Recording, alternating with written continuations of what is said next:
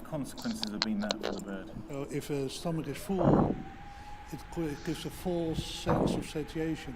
So it just doesn't feel and hungry? It doesn't eat as much. So could that have been why, and this bird is clearly starved? Yes. Yeah. That could be a contributing factor? Yes, certainly.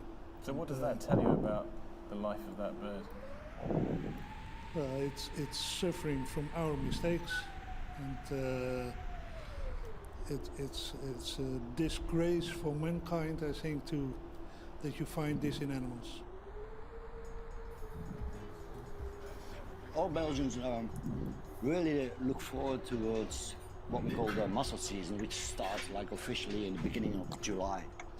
It's like a big event that the mussels are there, and then throughout summer and early autumn, Belgians eat mussels. Great. Here we go. Thank you very much. So, Paul, is this a very Belgian preparation of mussels? It is indeed. It's the simplest one and to me the most tastiest one. It's just the mussels with added onion and celery. It's put it in the pot and it's cooked for 5 minutes, and that's what you get. A mussel that is about 20 to 25 liters of water per day. So there's lots of water coming in. That water contains microplastics. This portion of mussels contains about 90 particles of plastic. We've estimated that a Belgian would eat anything between 2,000 and 11,000 microparticles per year. 11,000? Yes. Okay, all that light over there, that's Baghdad, and we're going back to Baghdad. By the end of the century, Europeans are likely to be consuming as many as 3/4. But that is Balad airfield, airbase. Every year. We've developed a in Iraq. which dissolves all the tissue, and what we're left with is in fact any microplastic which would be in the tissue. I'm looking if we see something suspicious. This red dot here, Indeed. this I'm could gonna be zoom in a bit. Yeah, Yeah, it's pink color and it's a rectangular shape. Yes. based on what we've seen before, this surely is a microplastic. Detailed CT scans of living mussels have shown the pieces aren't just in the stomach, they're actually in the body tissue. There's some really hard evidence, like what you buy in the shop, there will be some plastic in there. The first risk assessments in the lab show microplastics can cross from our stomachs to our bloodstream. Just a few dozen particles a year for now, but by the end of the century, it could be 4,000 pieces, accumulating year after year. I've asked many physicians, colleagues, professors, and so on, what could microplastic do when it gets into our blood system? And the blunt answer was, we don't know. So, I mean, I'm not worried about my lifetime anymore, about plastics, but perhaps the next generation or 2 generations further on might say, they left us a rotten plastic legacy. No, for fuck's sake, fuck off. How'd you get rid of that fucking thing?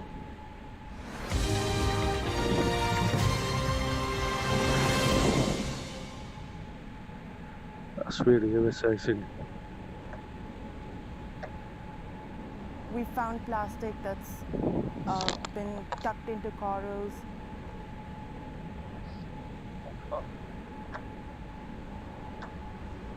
We found plastic that's tucked into rock crevices, and all of this sort of suffocates the animals that are around it.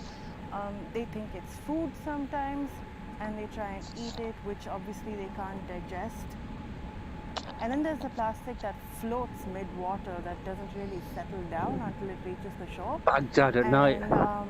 If it happens to be a plastic bag, it sort of resembles a jellyfish, which are turtle food. So turtles could engulf it.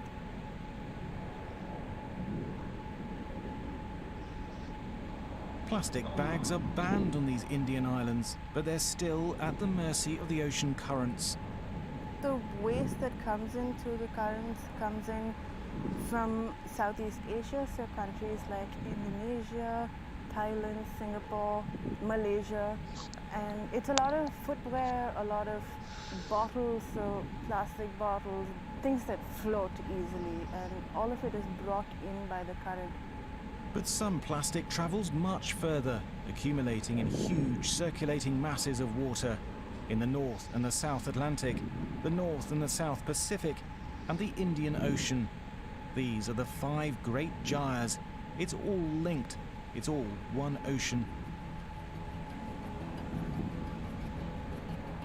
Even in the UK, remote communities are being affected. And actually, it's not too bad today. This is a good day. I've seen it over the wall, that depth. So it's Okay. A couple of meters. easily, all the time, it's getting caught in little nooks and crannies all down the loch. And then when you get a surge of a tide water, you know, high tide, it comes out and lands here.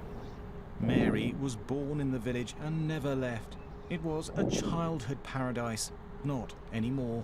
Plastic wasn't a thing that we ever had. You know, there was never any plastic, and there was never anything interfering when we were swimming or jumping into the loch and hitting a plastic bottle. So there was nothing like that. And the shore was clean. That's not our rubbish. That came from somewhere else. Came from Southeast Asia. Wow. It's nice when you've been out in the wilds to come back to the comfort of a good Scottish B&B. Exactly, and smell the fresh bread and the nice marmalade, yeah. Christina moved here 2 years ago to open a B&B. So this is one of our premier rooms. And it's a stunning view, if you can look beyond the plastic on the shore. I've had actually quite a few people asking me, why is the community so filthy? Why do you have a landfill out there? So is the assumption by outsiders that this is rubbish that's come from the village? From us, yeah, because they don't understand. Tourists are beginning to go elsewhere. The effect on the community can't be underestimated. They've tried to deal with it on their own. They've done whatever they possibly can. It hasn't worked. It's still happening, and they're tired. And that is being reflected in the amount of places that are for sale here now, the businesses that are closing. This community is giving up, and they've been left to deal with this on their own for so long that they do say it's a thankless task. We can't do anything about it. But in the face of the plastic tide, do you not feel overwhelmed? I'm incredibly overwhelmed. I may not have been born here and lived my life here, but I'm going to live the rest of my life here. So this is a complete, total life investment for me. And cleaning up the loch is actually part of your mission? Is completely one of my missions, yes. You've been doing this for 61 weeks now? Yeah, this is 62 weeks now. 62 weeks? Yeah. And there's still rubbish here? Yeah. But you see the difference, do you? Oh my God, it's a huge difference. The white sand is visible, which was never there. I don't think much of the lights. We call it maintenance now. The runway lights. Once you've done this beach, where will you go next? We go to the next beach. There are 19 beaches, and when we go to the next beach, it's the locals who have to stand up. Yeah. I'm just going to provoke them. Like I provoked all my volunteers. I provoke them on and off, on and off. And then they come automatically on. It's my ocean, my beach, my love for it, you know.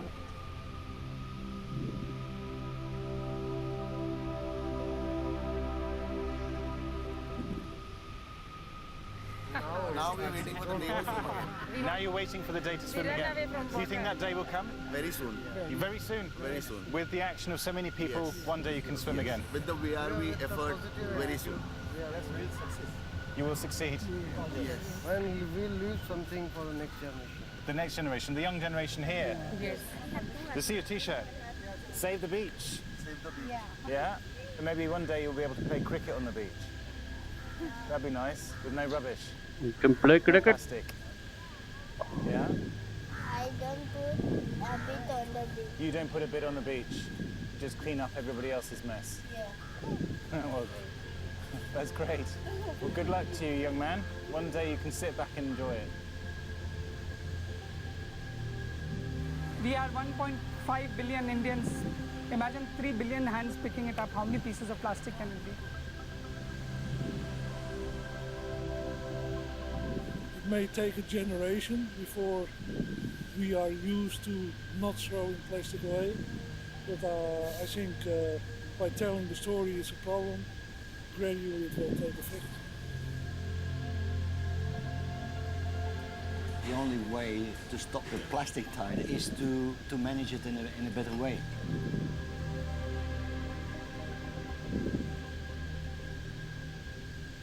I believe we can have and we can use plastics to our advantage without the need for this accumulation of waste. And that's what brings me hope, really.